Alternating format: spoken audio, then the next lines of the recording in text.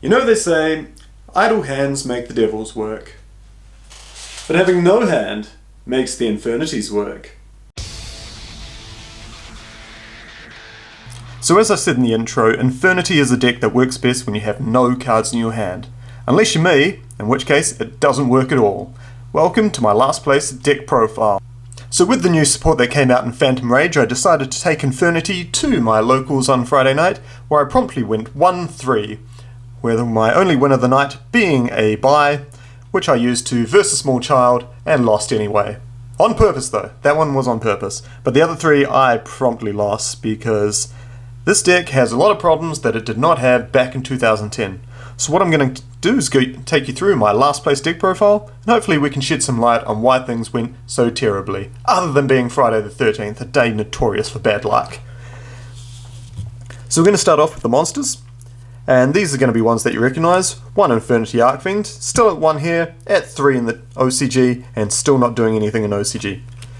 2 Infernity Necromancer, you do need those to get the combo going.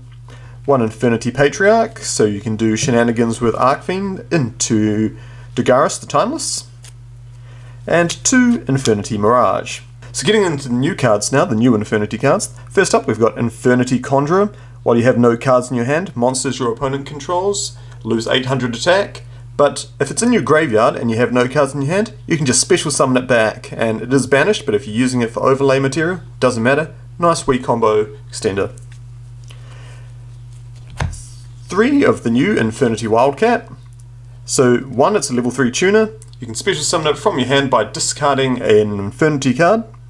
And you can also banish cards from your graveyard to make it gain or decrease the level, which will make it a level 4 tuner, which is really awesome and what the deck needs. So that's it for Infernity monsters. Next up in this pile of failure, we've got 2 Tour Guides of the Underworld, back at 2. I've got the bad art, but looking for some new ones. 2 Stygian Street Patrol, keep the combos going. Fiend that likes being in the graveyard, banish it to special summon a Fiend. 2 Psychic Wielder, there's my level 3 extender of choice. 1 Fiendish Rhino Warrior, and an Archfiend Heiress to send off the Cherubini.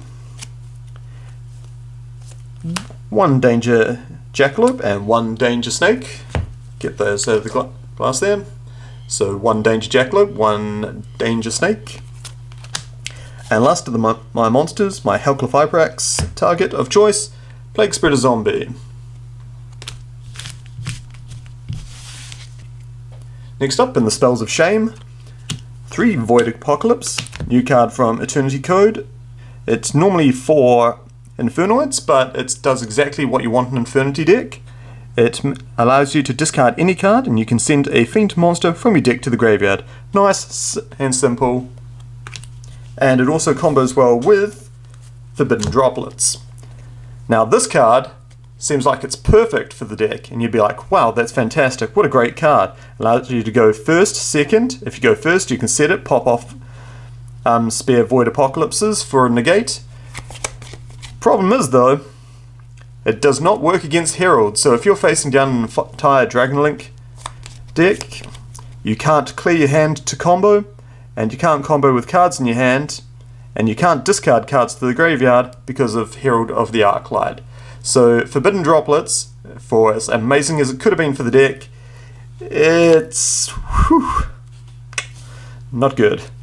2 new Infernity cards, Infernity Paranoia. Very similar to Void Apocalypse, you contribute any dark monster you control. Special summon an Infernity monster from your deck or graveyard with the same level, but with a different name, but negate its effects. And then as a follow-up play, you can banish it from your graveyard on the following turn to add an Infernity monster from your graveyard back to your hand. I run that at 2.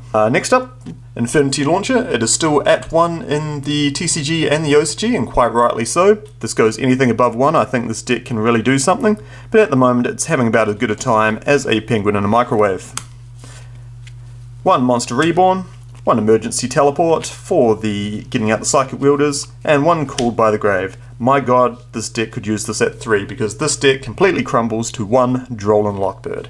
It cannot play through like Dragonlink, and if they droll and lock you at any point in time, you literally have to end your turn because suddenly your Archfiend is not doing anything and you are gaining nothing. Next up, 2 Infernity Barriers. Omni Negate, this is probably the only benefit this deck has over actually playing Dragon Link, in that you can negate Dark Rule or no more because you're going to be sitting at least a barrier.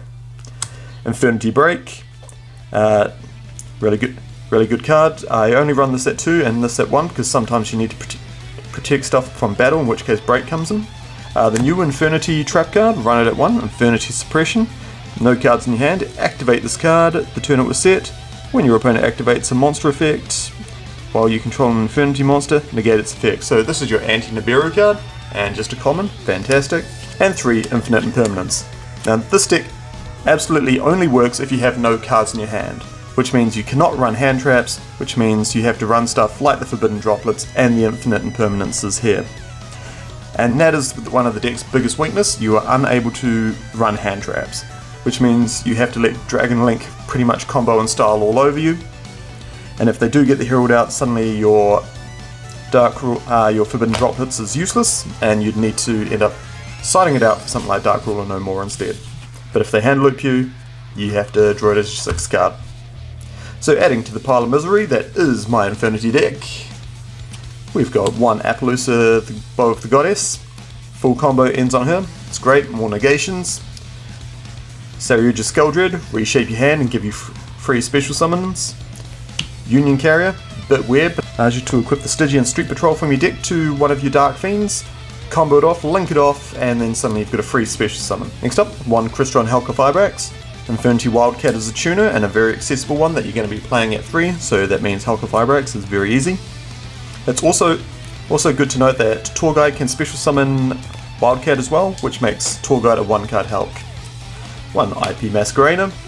It's generic, good arrows, helps you clear your crap off the board. Cherubini, this is why we're playing a lot of level 3s here, so we can combo off, and what we can do is you can send your Rhino to the graveyard to set up your grave, or you can send the Arcfiend Eris, which will trigger off and add Infernity Arcfiend to your hand. 1 Link Cross, and again, this is because we can do the Link Cross combo quite easily. Proxy F Magician, a little weird, but again, 2 effect monsters, 2 good arrows, and it helps us clear off excess Link Cross tokens and other stuff as well to go into Trishula, the Dragon of Icy Imprisonment. Only requirement is 3 monsters with different names. It's not a Link summon. Gives you a decent body whilst clearing monsters off the board, allowing you to combo further. Dagaris the Timeless. Use him with Arcfiend special summoning and searching for Patriarch. Overlay for this, detach and special summon the Arcfiend right back. Free bodies, free searches.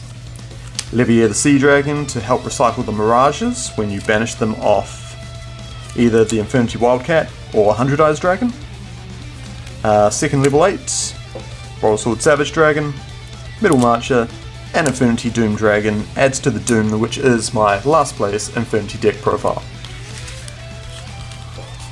So that's the end of this tale of wreck and misery, I mean my Infernity deck profile for November 2020, featuring the new cards from the latest set, Phantom Rage. I'd like to put down all my losses to it being Friday the 13th, a rather auspicious day in a lot of people's lives, but really in the face of Droll and Lockbird, which everyone seems to be maining at this point, this deck kinda crumbles harder than a brown Pavlova. But it wasn't all bad though. I did manage to pull out of my OTS pack, my entry packs, a rather nice ultimate rare Super Polymerization. Even the top corners are looking pretty decent in that. But due to my performance, I don't believe I'm worthy to wield such a card. So what I'm going to do is we're going to have a bit of a random giveaway. Yes, we are going to be giving away a ultimate rare Super Polymerization. Ding ding ding ding ding ding ding. Check it. Only open to New Zealand residents only. Sorry, international post is a bit crap at the moment and I don't trust it to send 1 ultimate rare. So New Zealand residents only. All you have to do in the comments below, either on the post on Facebook or on YouTube, tell us a story of bad luck you've had in the Yu-Gi-Oh! TCG. Rather bad trade, sold a card and it's worth like $100 plus the next week. Maybe you've had just a weird top deck that lost you a duel. Who knows? Who cares? I do. Tell us about your bad luck in the comments below. And on the following Sunday at the South Island Championship happening in Christchurch next weekend, I will be drawing a random name to take home for themselves a Super Polymerization. Open to anyone in New Zealand only. Just let us know in the comments below. Take care guys, thanks heaps for watching. Catch you next week in Christchurch.